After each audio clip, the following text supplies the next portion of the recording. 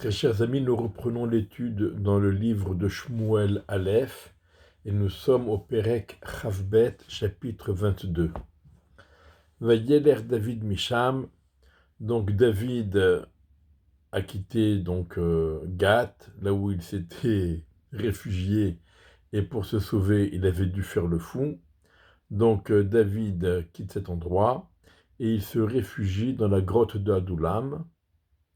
Ses frères ont entendu et toute la famille de son père et ils sont partis donc le rejoindre là-bas dans cette grotte. Effectivement, les parents de David, Yishai, on sait que Yishai est âgé de près de 400 ans, donc Yishai et tous les frères craignent la vengeance de Shaoul et donc ils rejoignent David dans la grotte de Adullam. Et se regroupèrent autour de lui, autour de David, toute personne qui était dans la détresse et toute personne qui était poursuivie par des créanciers et tous les pauvres et tous les déprimés. Il fut pour eux un chef et il eut autour de lui donc 400 hommes. Donc on voit David Améler qui était à la tête des armées de Shaoul. Maintenant, il se retrouve à la tête d'un groupe de 400 hommes. En français ancien, on aurait dit 400 gueux.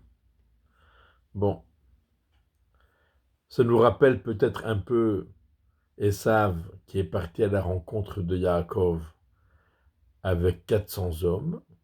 On sait qu'il y a quelques ressemblances entre Esav et David Améler puisqu'ils étaient tous les deux Admoni, ils étaient tous les deux rouquins. Et encore maintenant, on voit donc qu'ils étaient accompagnés de 400 hommes tous les deux. Bien sûr, pas pour les mêmes raisons et pas dans le même esprit, mais on trouve quand même cette similitude. Ça nous rappelle également Yiftach Agiladi dans le livre de Shoftim. Yiftach Agiladi qui avait été renvoyé de sa famille et qui était devenu le chef d'une bande de voyous. Mais en tout cas, c'est lui qui avait sauvé à cette époque-là le peuple d'Israël. Alors, David quitta donc cette grotte et il alla à Mitzpé Moav.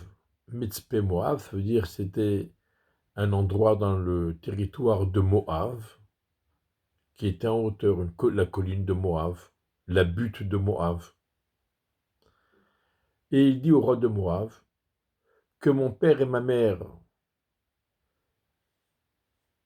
me quittent pour aller vers vous, jusqu'à ce que je sache ce que Dieu aura décidé pour moi.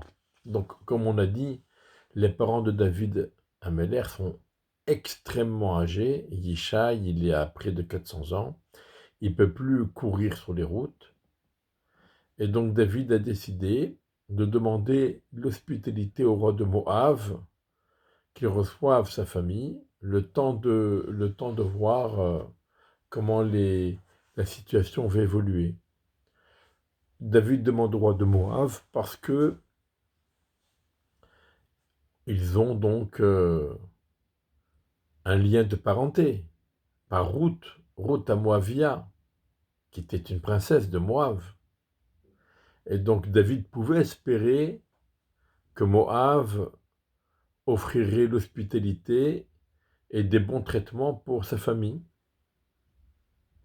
Et donc il a conduit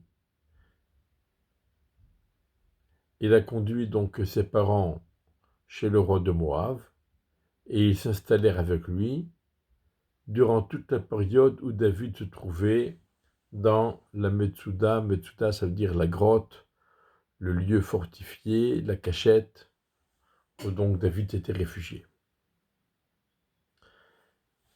Gad Hanavi dit à David, le prophète Gad, ne demeure pas dans cette cachette, va et et rejoint la terre de Judée. David alla et il vient jusqu'à la forêt de Charet. Soit c'est le nom de cette forêt, Charet, soit pour nous dire que cette forêt était un endroit asséché. Alors Rachid rapporte ici que dès que David a quitté sa cachette pour partir en Judée, eh bien le roi de Moab a massacré ses parents et toute sa famille. Seul un, Élihu, seul un a été sauvé et épargné. Mais sinon, toute sa famille a été massacrée. Shaoul entendit que David avait appris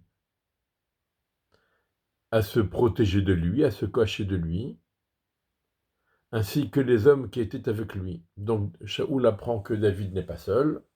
David est accompagné d'un groupe de 400 hommes et qu'ils ont appris à se cacher.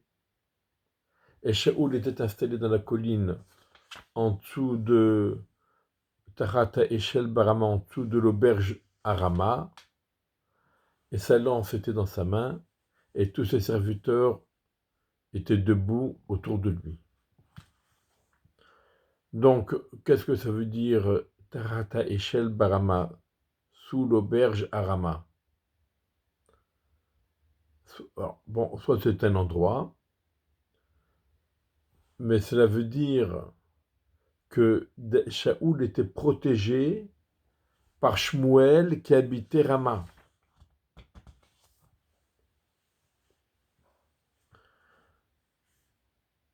On sait que Shmuel avait beaucoup aimé Shaoul, beaucoup apprécié Shaoul.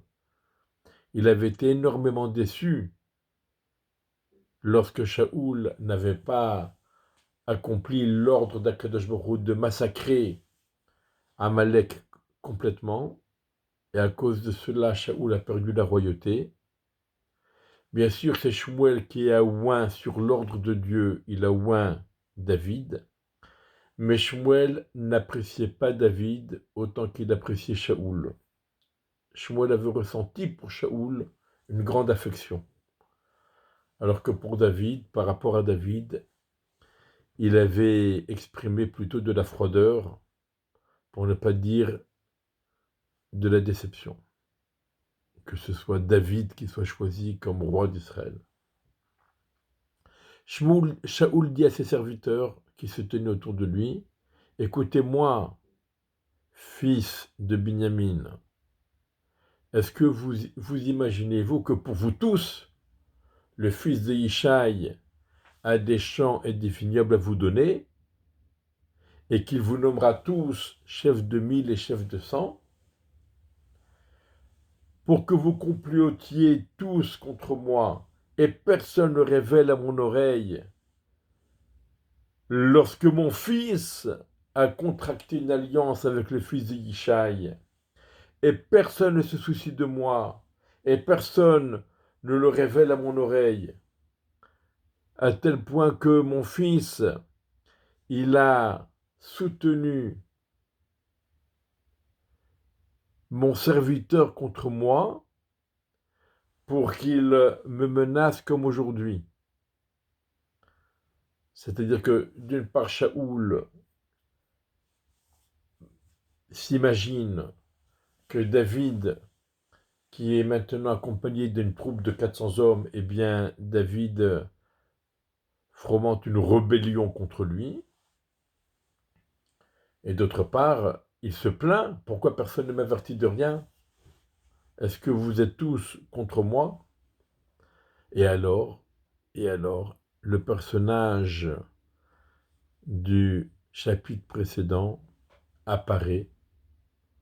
Doeg Adomi a répondu, et lui se tenait chef sur tous les serviteurs de Shaoul, et il a dit, « J'ai vu le fils de Yishai qui est venu à Nov, chez Achimelech ben Achitouv. » Alors, bon, on a oublié de le dire, on connaît Shmuel, qui avait oint Shaoul et ensuite qui avait oint David.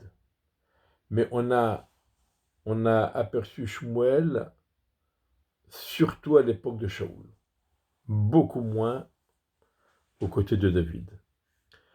Pendant la période où David prend la fuite devant Shaoul, c'est le prophète Gad qui a été mentionné un peu plus loin, Gad un peu plus haut, Gad Hanavi, c'est lui qui va accompagner David. Et ensuite, une fois que David sera nommé roi incontesté et s'installera sur le trône, ce sera Nathan Hanavi, le prophète Nathan, qui accompagnera David.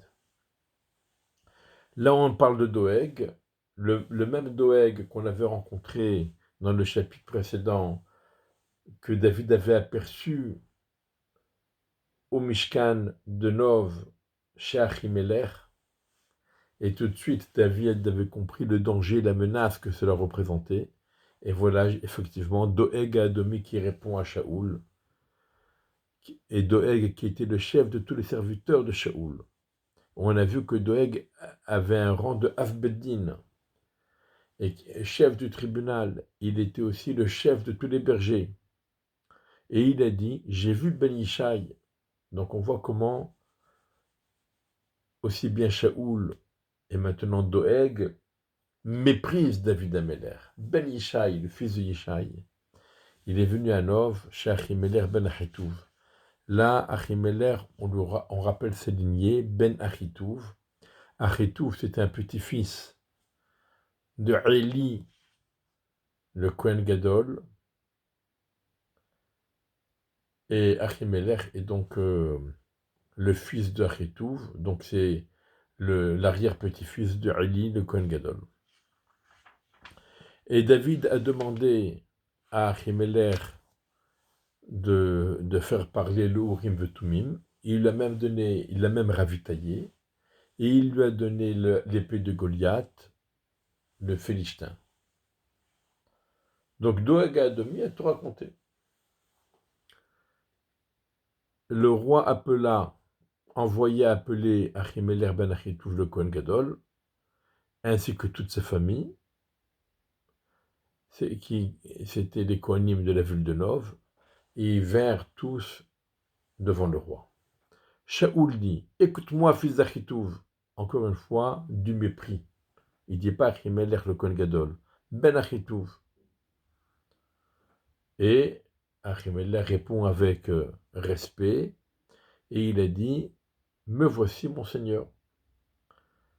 Shaoul lui a dit, pourquoi tu as comploté contre moi, toi et le fils de Yishai, en lui donnant du pain et l'épée, et en questionnant pour lui, en questionnant Dieu, donc le Urim et Tumim pour lui, pour qu'il se lève contre moi, pour me menacer comme aujourd'hui. Achimelech répondit au roi, il a dit, qui parmi tous tes serviteurs t'est fidèle comme David? C'est le gendre du roi. Il obéit à tout ce que tu lui dis, et il est le plus honoré de ta maison. C'est-à-dire, Achimelech se défend, il dit, d'où j'allais imaginer que David Ameller s'est rébellé contre toi, alors que jusqu'à présent, on le connaît, c'est toi tu l'as anobli, il est devenu ton gendre, il te fait de la musique, il écoute, il obéit à tout ce que tu lui dis, tu lui as confié des missions, tu l'as nommé à la tête de l'armée. Est-ce seulement aujourd'hui que j'ai commencé à questionner pour lui le Urim et Tumim? C'est pas aujourd'hui, c'est pas la première fois. Si c'était la première fois, j'aurais pu comprendre qu'il y a un soupçon de rébellion. Mais c'est pas d'aujourd'hui, c'est depuis toujours. Depuis que tu l'as nommé chef des armées et que le peuple d'Israël a besoin de lui, eh bien quand il me demande, je lui réponds. J'évoque, je questionne le Tumim pour lui. Doeg Adomi prétendait que seul pour le roi, on a le droit de questionner le Urim et Tumim. Mais la halakha n'était pas comme ça. La halakha, elle était qu'on peut questionner l'Urim et Tumim pour toute personne que le peuple d'Israël a besoin de lui, a besoin de ses services. Et David Amelech en faisait partie, puisque Shaoul l'avait nommé à la tête des armées.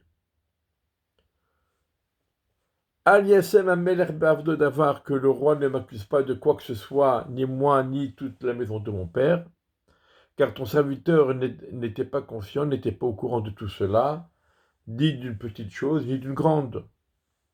Donc Achimelech se défend. Malheureusement, malgré tout, le roi dit, tu vas mourir, Achimelech, toi et toute ta famille.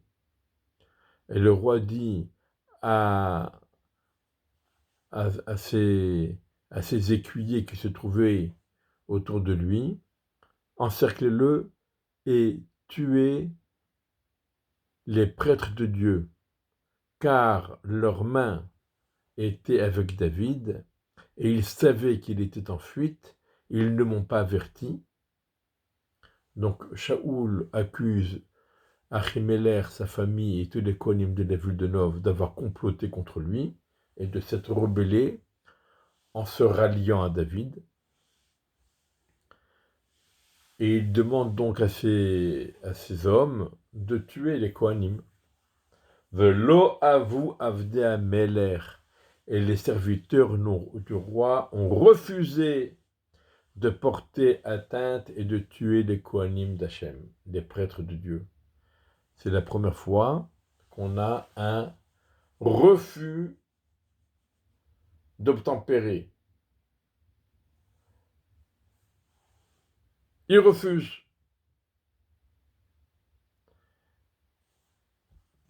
Alors Shaoul, le roi, dit à Doeg, et Doeg, Sav atafuga bakwanim, vas-y, toi, frappe les Kohanim. Et Doeg s'est retourné, il a tué les Kohanim. Il a tué ce jour-là 85 hommes porteurs du éphod de lin. Il en a tué bien plus que 85, mais parmi tous ceux qu'il a tués, il y en avait 85 qui étaient dignes de porter le éphod. Et la ville des Kohanim, et Nov, la ville des Kohanim, il les a frappés au fil de l'épée, hommes et femmes, les enfants et les bébés, les taureaux, les ânes, les moutons, tout est passé au fil de l'épée. Et là, on se rappelle pourquoi Shaoul a été destitué, pourquoi il a perdu la royauté. Parce que quand Akadosh Baruch Hu lui a dit « Tu massacres Amalek complètement, tu ne laisses rien de chez Amalek, faut les tuer tous. » Shaoul dit « Mais c'est pas moral. Pourquoi un tel massacre? Si les adultes ont fauté, si les hommes ont fauté, les femmes, qu'est-ce qu'elles ont fait? Si les adultes ont fauté, les enfants qu'ont-ils fait? Si les enfants ont fauté, les animaux qu'ont-ils fait?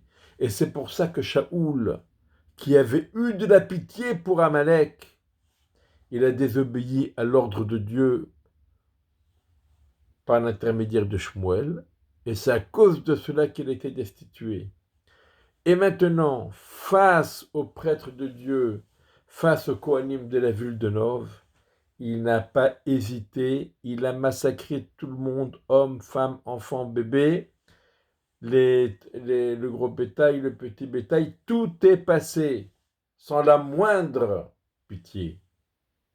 Et la Gemara dit à ce moment-là, lorsque Shaoul avait eu pitié de Amalek, Hachem lui a dit, ne fais pas le grand tzaddik.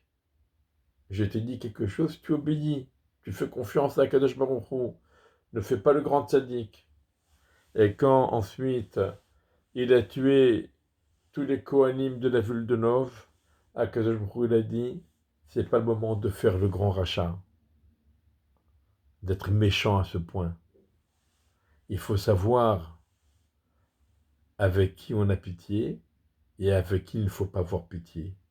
avec ses frères, avec le Kohanim, quand bien même ils auraient fait une bêtise, on a pitié.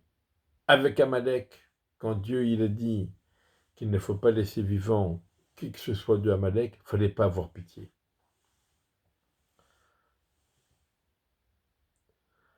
Veyimaled ben Echad d'Achimelech. Un enfant de Achimelech a été sauvé et il s'est réfugié chez David. Et son nom c'est Eviatar. Il s'est enfui et il a rejoint David. Eviatar raconta à David que Shaoul a tué tous les Kohanim, tous les prêtres de Dieu. David dit à Eviatar, aujourd'hui, le jour où je m'étais rendu chez Achimelech et j'avais vu là-bas Eviatar, déjà j'avais pris conscience de la présence de Doeg à Adomi et j'avais pris conscience qu'il irait raconter ce qui s'est passé à Shaoul. Et c'est donc moi qui ai provoqué cela, je suis la cause, c'est moi qui ai provoqué que toute la famille de ton père ait été massacrée. Demeure avec moi, n'aie crainte, car celui qui veut ma vie veut la tienne. Et qui mishmeret ata m'a dit, et tu profiteras, en restant avec moi, tu profiteras de ma garde, de la sécurité de la garde que je t'offrirai. Et donc Eviatar va rester auprès de David et deviendra ensuite Kohen Gadol lorsque viendra donc le moment où David va prendre le royaume. Et la Gemara rajoute, pourquoi tout ça? Parce que David Améler était resté plus de 3 jours sans manger, il avait faim, il allait mourir de faim, et c'est pour cela qu'il s'est rendu à Nov, chez Achimelech, pour lui demander de la nourriture. Et c'est comme ça que Doeg l'a surpris, il est allé raconter à Shaoul, et Shaoul a massacré toute la ville de Nov. Si jamais Jonathan avait donné du pain au moment où ils se sont séparés, il lui avait donné un peu de nourriture, eh bien on aurait pu éviter tous ces massacres. Il ne l'a pas fait, il avait peut-être quelques bonnes raisons de ne pas le faire, mais en tout cas le fait de n'avoir pas donné de nourriture à David, c'est ça ça a été une des raisons, une des causes de tous ces massacres. On sait que à la fin de la paracha de Shoftim, lorsqu'on trouve un cadavre, on ne sait pas qui l'a tué, les Kohanim devaient dire « ce n'est pas nous qui l'avons tué », c'est-à-dire « nous ne l'avons pas abandonné sans garde et sans nourriture, livré à la merci de tous les brigands. On a accompli notre devoir de raccompagner les passants et de leur assurer un minimum de sécurité et un minimum de nourriture pour le chemin. Parce que s'ils ne l'avaient pas fait, ils sont tenus pour responsables. Voilà. Et donc, les chapitres suivants, nous verrons comment la situation va évoluer.